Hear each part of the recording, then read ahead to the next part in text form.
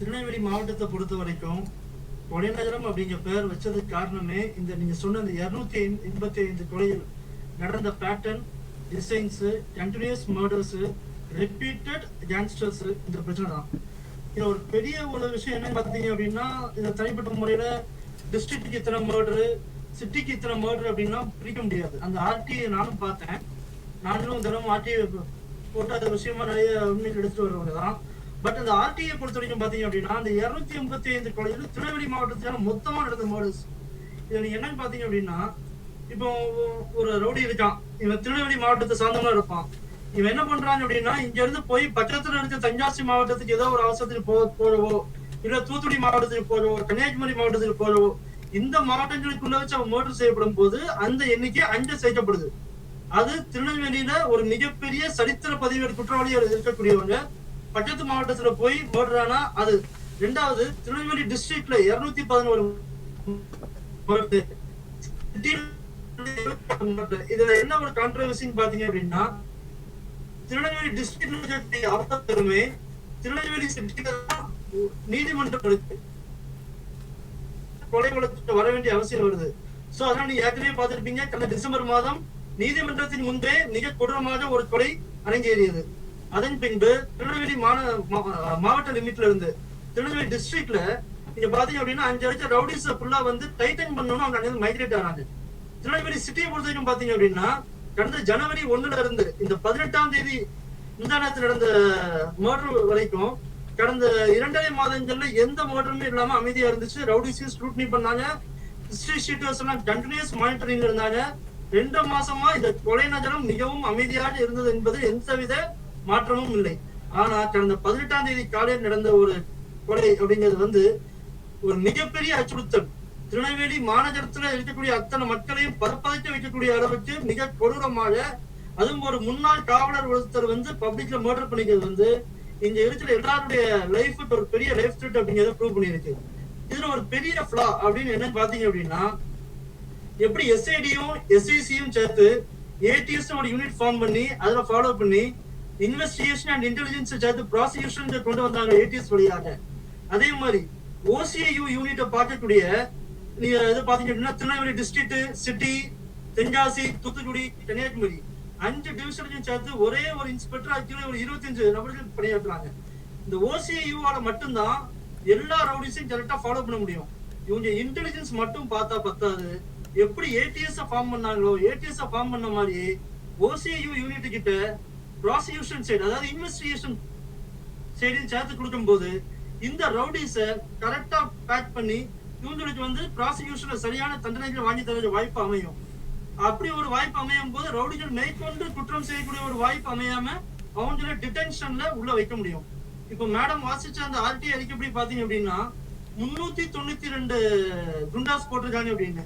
நீங்க நல்லா பாத்தீங்கன்னா அதுல 92 பேர் கூட 6 மாசம் குண்டாஸ் டிடென்ஷன்ல உள்ள வந்துக்க மாட்டாங்க. 300 பேர் இம்மீடியட்டா வித்தின் 3 மந்த்ஸ்க்குள்ள வெரி மேக்ஸிமம் 3 மந்த்ஸ்ல வெளியே வந்திருப்பாங்க.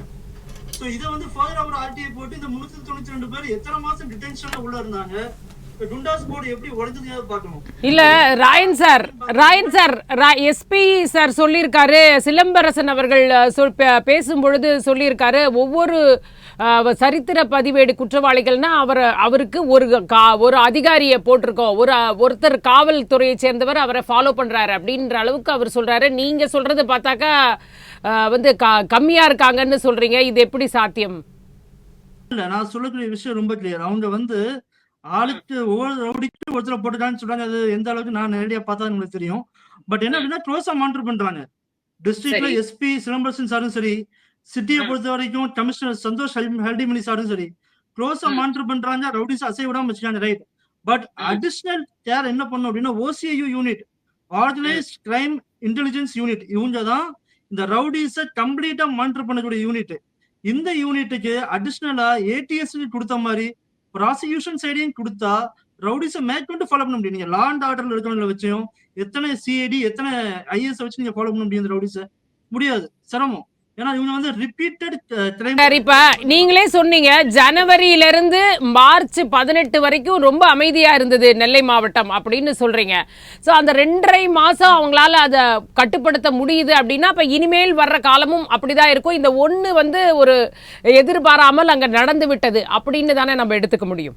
இப்ப அவர் ஜாகிர் ஹுசைன் அவரோட கேஸ் வந்து ஒரு தனிப்பட்ட கேஸ், அது வந்து ஒரு நிகழ்ந்து விட்டது, அது தடுக்க முடியலையே தவிர மிச்சபடி ஒரு கண்ட்ரோல்ல தானே வச்சிருக்கிறதா தானே நம்ம பார்க்க முடியுது. நீங்க சொல்றது இப்போ நீங்க சிட்டியை பொறுத்த வரைக்கும் நீங்க பாத்தீங்க அப்படின்னா இந்த ஜாகிர் ஹுசேன் அவர்களுடைய மர்டர்ல பாத்தீங்க அப்படின்னா அவங்க வந்து பெரிய லெவல்ல ப்ரீவியஸ் கிரைம் ஹிஸ்டரி உள்ள ஆட்கள் கிடையாது. ப்ரீவியஸ் கிரைம் ஹிஸ்டரி உள்ள ஆட்கள் எல்லாரும் ஏற்கனவே கண்டினியூஸ் மானிட்டரிங் எடுத்ததுனாலதான் நான் அந்த பாயிண்ட சொன்னேன். கடந்த 2.5 மாதங்களாக இந்த சிட்டி அமைதியா இருக்கு அப்படின்னு.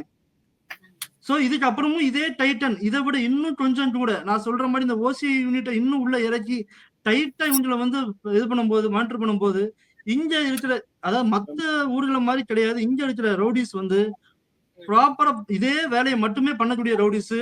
அதாவது இவங்க எல்லாருமே வந்து ஹிஸ்டரி ஷீட்டர்ஸ்ல ரொம்ப முக்கியமான சரித்திர பதிவேடு குற்றவாளிகள். இவங்களை வந்து டே டு டே இப்போ மானிட்டர் பண்ற மாதிரி காலையிலையும் சாயந்தரமும் இவங்களை மானிட்டர் பண்ணி இவங்க எந்த குற்ற செயல்களையும் ஈடுபடாம வைக்கிறது இன்னைக்கு திருநெல்வேலி மாவட்டமும் சரி சிட்டியும் சரி போலீஸாருக்கு இது மிகப்பெரிய சவாலா இருக்கு. இந்த ரவுடிஸ் எப்ப என்ன செய்வாங்க இங்க மட்டும் தான் செய்வாங்கன்னு நீங்க இது பண்ண முடியாது. இங்க இருந்து கூலிப்படைகளாக சென்னை பம்பாய்னு 5 எல்லா பக்கமும் போய் மர்டர் பண்றவங்க இருக்காங்க. சோ இவங்க டிஸ்ட்ரிக்ட் வைஸ் அவங்க ஃபாலோ பண்ணி ஸ்டேட் ஃபுல்லா ஃபாலோ பண்ணோம்னா இது இங்க இருக்க லா அண்ட் ஆர்டர்ல முடியாது. ஃபார் எக்ஸாம்பிள் நீங்க பாத்துட்டீங்கன்னு வைங்க, தீபக் பாண்டியன் ஒரு மர்டர் நடந்துச்சு திருநெல்வேலியில மே மாதம். மிக கொடூரமான முறையில் மர்டர் செய்யப்பட்டார். இந்த மர்டர்ல பாத்தீங்கன்னா அவருடைய இருப்பிடம் வந்து மூன்றடைப்பு காவல் நிலையம். ஆனா மர்டர் நடந்தது பாத்தீங்க அப்படின்னா சிட்டி பாளையங்கோட்டை சிட்டில பாளையங்கோட்டை PS சரகத்துக்கு உட்பட்டு நடந்துச்சு.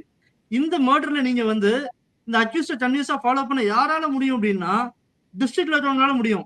பாளையங்கோட்டை PS இருக்கவங்க பாத்தீங்க அப்படின்னா இங்க இருக்க இன்ஸ்பெக்டரால இந்த கேஸ்ல உள்ள அக்யூஸ்ட் திரும்ப வெளியே வருவானா, இவனை ரிவெஞ்ச் எடுத்து திரும்ப செய்வாங்களா அப்படிங்கிறதெல்லாம் கன்வியூஸா ஃபாலோ பண்ண முடியாது. என்ன செய்வாங்க, ஒரு ரிப்போர்ட் போடுவாங்க, அந்த அக்யூஸ்ட் வெளியே வந்துட்டானா அவன் வெளியே வந்துட்டான், அவனை ஃபாலோ பண்ணுங்க. சோ ஃபாலோ பண்ணக்கூடிய இருக்கிற யூனிட்ஸ் கரெக்டான முறையில அதை ஃபாலோ பண்ணி ப்ராசிக்யூஷன் சைடு அவங்க கையில ஒப்படைச்சா மட்டும்தான் குற்ற செயல்கள் திருநெல்வேலி மாவட்டம் மட்டும் இல்ல அனைத்து மாவட்டங்கள்லயுமே கம்மியாகும்.